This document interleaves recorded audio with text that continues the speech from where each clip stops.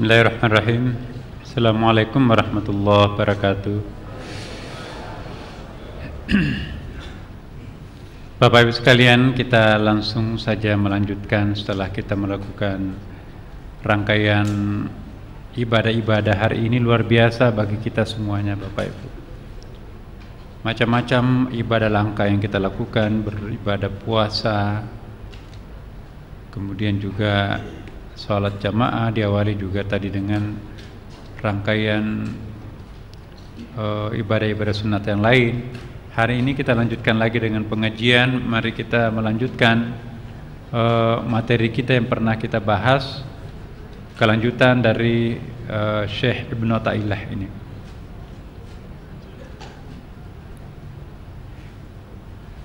Bapak Ibu sekalian, salah satu baik dari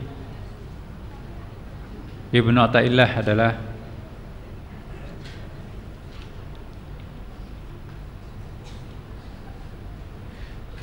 syair pendek ini kita akan jelaskan apa maknanya. Kafa min jazaihi iyyaka 'ala at-ta'ah ar-radiyaka laha ahlan. Cukuplah Allah yang memberi pahala atas ketaatanmu apabila Allah telah meridaimu sebagai ahli ibadah. Orang yang memperoleh ketaatan tidak perlu mengharapkan apapun dari orang lain. Jangan menuntut apapun perlakuan istimewa dari orang atau makhluk Allah lantaran kita sudah menunaikan kewajiban ketaatan. Cukuplah Allah nanti yang akan memberikan apa yang pantas untuk diberikan kepada kita pada saat kita telah melangsungkan ketaatan terhadapnya. Dan tidak ada pemberian Allah yang paling nikmat, tidak ada pemberian Tuhan yang paling berharga kecuali ridha Allah itu sendiri. Seandainya orang yang sangat arif dan tahu persis apakah mereka akan menukarkan ridhanya Allah terhadap dirinya atau dunia dengan segala kekayaan isinya, maka yang bersangkutan dia tidak akan pernah menukarkan ridha Allah. Apa yang dimaksud ridha Allah? Ridha Allah itu artinya kegembiraan, kesenangan Allah terhadap diri seseorang. Allah tersenyum, mencintai, meridai hambanya. Maka itulah puncak dari segala puncak kenikmatan dari Allah Subhanahu wa ta'ala. Ini tidak bisa dipertukarkan. Dalam kehidupan sehari-hari kita, Bapak Ibu, seringkali kita mengatakan satu istilah, ini tidak ternilai, ya kan? Tidak bisa saya tukarkan dengan uang seharga apapun. Misalnya tentang anak, maukah saya tukar dengan 1 triliun dengan anak yang paling dicintainya? Kita sering kali mengatakan, saya tidak mau menilai anak saya dengan apapun. Itu satu bukti bahwa nilai materi itu punya keterbatasan sebanyak apapun. Makanya itu Nabi Ibrahim alaihissalam mendapatkan suatu kekhususan dari Allah. Makanya disebut Khalilullah, karena yang tak ternilai nilainya itu ialah anak. Semenjak pengantin baru sampai usia tua memohon anak, tapi tidak pernah dikarunia anak oleh Allah. Dalam usia senjanya tiba-tiba dia dikarunia anak. Anaknya cakep lagi, yang namanya Ismail. Anak semata wayangnya inilah yang diminta untuk disembelih oleh Allah Subhanahu wa taala. Dia diuji oleh Allah. Bisa dibayangkan Bapak Ibu, pertentangan batin yang luar biasa antara satu sisi mencintai Allah dan mencintai anak kesayangan yang sudah lama kita tunggu-tunggu. Lulus Ibrahim, iblis datang ke istrinya. Wahai Siti Hajar, apakah kamu tega anak yang sekian lama didambakan begitu lahir suamimu akan menggoroknya? Provokator ini iblis nih. Ya.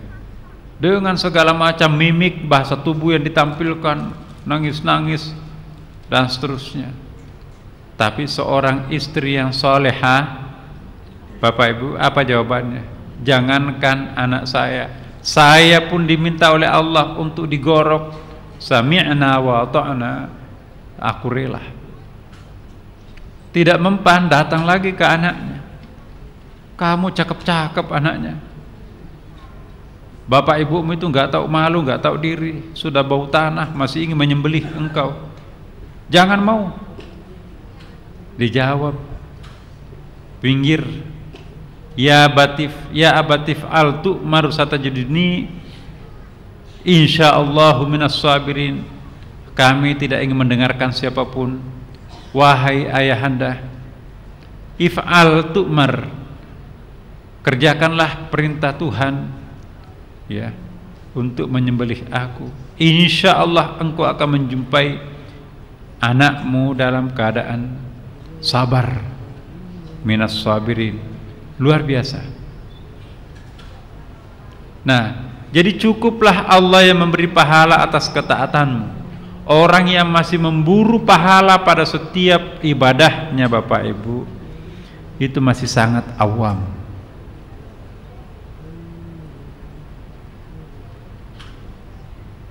Sekali lagi, orang yang terlalu tergila-gila dengan pahala, seolah-olah dia salat itu untuk mendapatkan pahala. Di antara pahala itu juga plus surga. Akhirnya seolah-olah dia menyembah bukan untuk lillahi ta'ala, tapi dia akan membeli surga dengan ibadah. Itu bukan termasuk orang-orang yang mukhlisin, apalagi mukhlasin. Bapak Ibu, seorang yang khawas, dia tidak pernah mau menghubungkan antara pengabdian ibadahnya kepada Allah dengan pahala, sekalipun itu dengan surga. Saya menyembah Tuhan, terserah Tuhan memasukkan surga atau neraka. Saya menyembah Engkau ya Allah, saya bukan karena ingin mendapatkan pahala. Sekalipun Engkau tidak beri aku pahala, sekalipun Engkau tidak meminta aku masuk surga, tidak ada urusannya itu. Inna salati wa nusuki wa mahyaya wa mamati lillahi rabbil alamin. Kita dengarkan surah azan.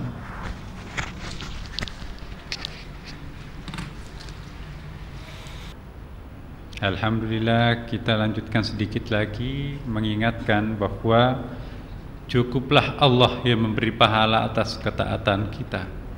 Apabila Allah telah meridai kita, maka sebagai ahli ibadah itulah sebetulnya lebih dari cukup buat kita. Sekali lagi Bapak Ibu sekalian, orang yang melakukan ibadah hanya karena ingin memperoleh pahala atau balasan, dia khawatirkan akan mengalami kekecewaan. Sudah beribadah sangat banyak, tapi nggak dapat apa-apa dari Tuhan, kecewa. Sudah melakukan ibadah sunat, rawatib, qabliyah, ba'diyah, Senin, Kamis, dan lain-lain, tapi juga harapan-harapannya kepada Allah belum kunjung datang dibalas. Akhirnya orang seperti ini seringkali frustrasi. Akan tetapi kalau seandainya kita melakukan seluruh rangkaian ketaatan ibadah lillahi ta'ala tanpa pamrih, maka kita tidak pernah kecewa. Karena kita merasa ya, tidak ada hubungannya ibadah kita dengan penderitaan kita atau kebahagiaan kita.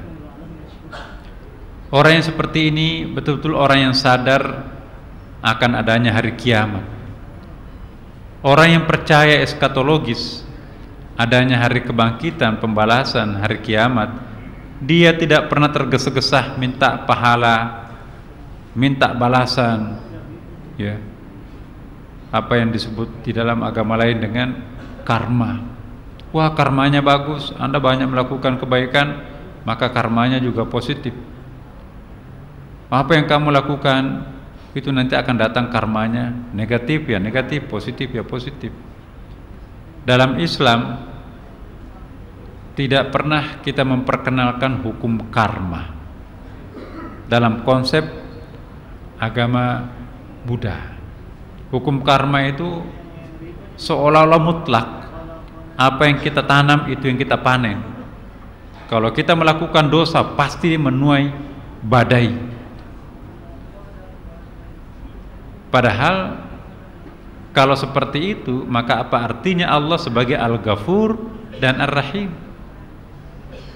Banyak orang yang melakukan dosa bukan dapat siksaan, tapi pengampunan Allah. Setelah pengampunan dapat kebaikan. Ya. Kira-kira kalau kita mau ditanya Bapak Ibu, mana yang lebih suka? Sistem hukum karma atau sistem hukum Islam yang kita seperti sekarang ini? Kita berdosa besar, mestinya karmanya kan negatif, disiksa. Tapi Tuhan memberikan pengampunan terhadap kita. Mana yang kita pilih? Pakai sistem hukum karma atau sistem Tuhan sendiri?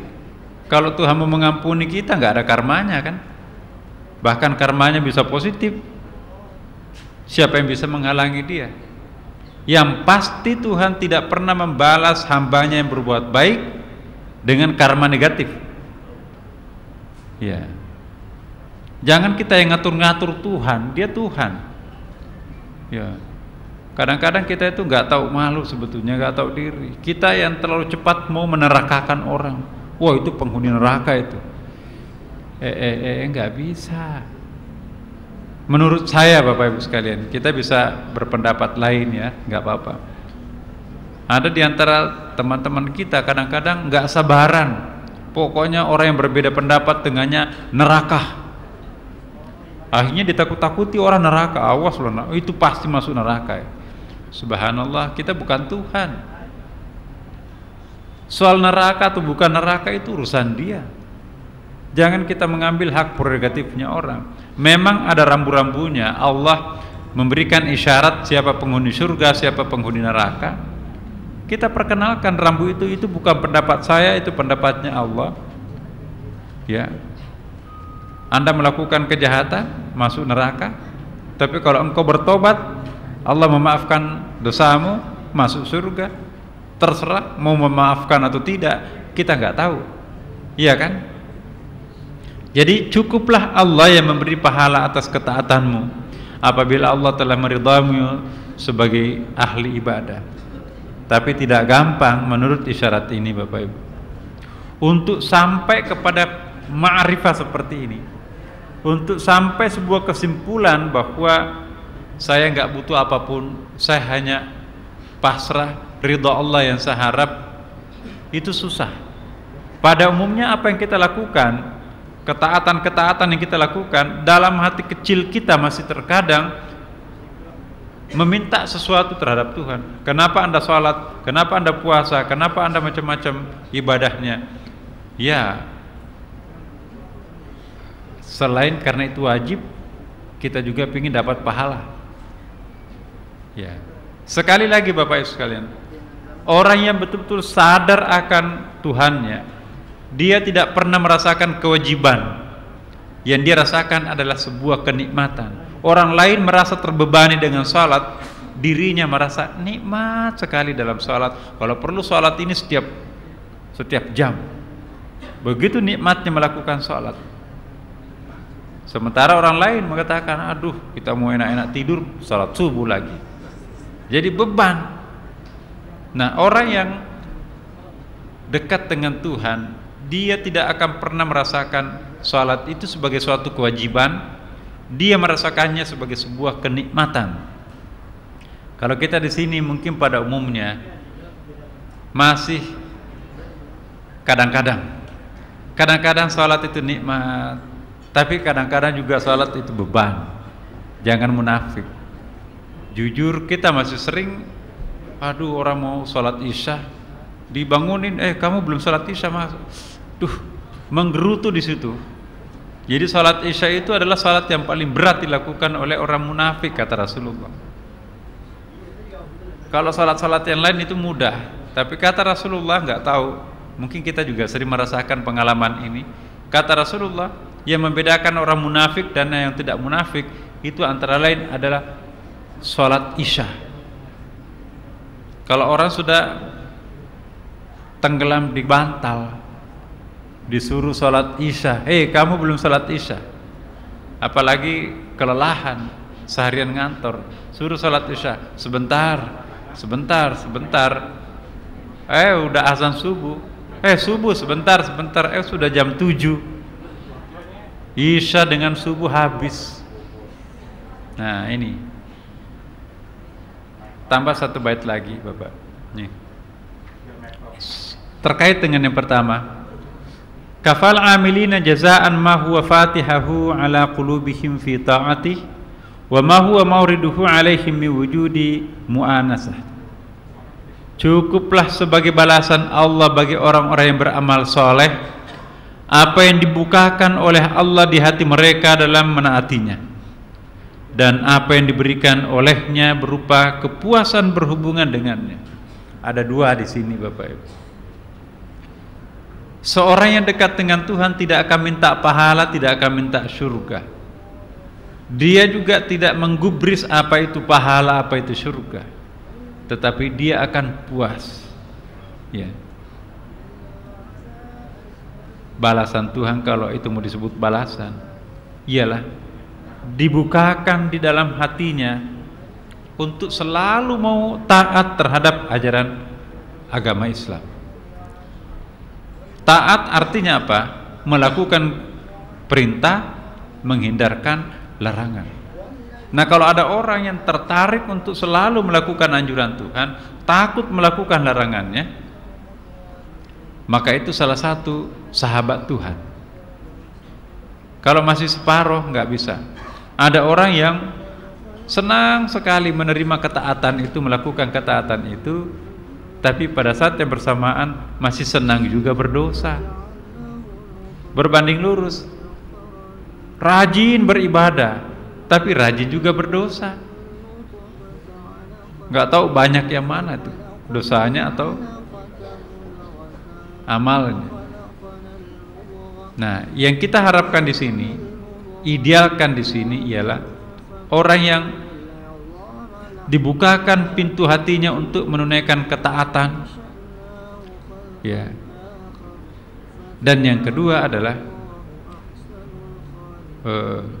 dibukakan hatinya untuk membenci dosa maksiat dan kedurhakaan. Lalu berikutnya, apa yang diberikan olehnya berupa kepuasan berhubungan dengan. Kalau yang pertama puas karena melakukan ketaatan, yang kedua dia puas karena bisa merasakan kehadiran Tuhan di dalam batin. Ini Bapak, tidak mungkin orang ini sampai ke tingkatan seperti ini,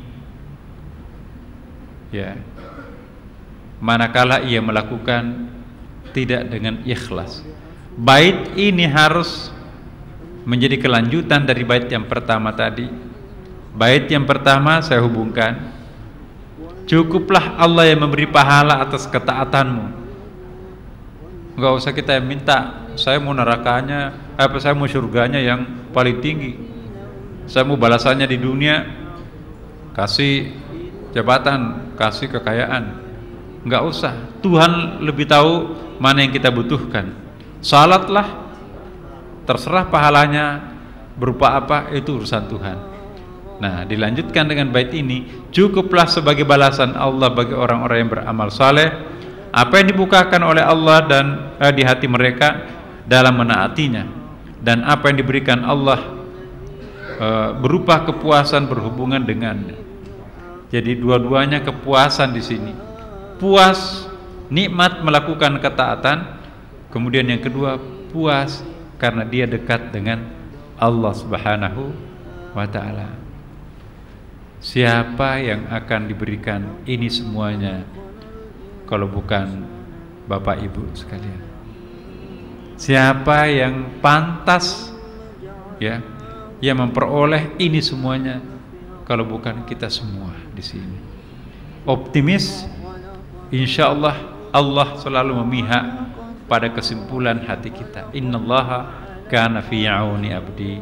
Semoga Bapak Ibu sekalian kita merasakan kedekatan diri ini dengannya setelah melakukan rangkaian ibadah-ibadah tadi. Alhamdulillah Bapak Ibu sekalian, sekali lagi kita bersyukur kita menunaikan ibadah puasa Senin di bulan Rajab yang istimewa ini. Kemudian juga tadarusan, lalu buka puasa berjamaah. Ada hamba Tuhan yang memberikan buka puasa, subhanallah. Kita melakukan sholat maghrib berjamaah, dilanjutkan dengan sholat sunat gerhana, khutbah, dilanjutkan pengajian, dilanjutkan lagi dengan sholat jamaah isya, qabliyah, ba'diyah, dan dilanjutkan perjalanan pulang ke rumah. Itu juga pahala yang luar biasa. Semoga Allah Subhanahu wa taala memberkahi apa yang kita lakukan ini. Al-Fatihah. A'udzubillahi minasyaitonirrajim. Bismillahirrahmanirrahim. Alhamdulillahirabbil alamin arrahmanir rahim maliki yaumiddin. Iyyaka na'budu wa iyyaka nasta'in ihdinas siratal mustaqim. Siratal ladzina an'amta 'alaihim ghairil maghdubi 'alaihim waladdallin. Assalamualaikum warahmatullahi wabarakatuh.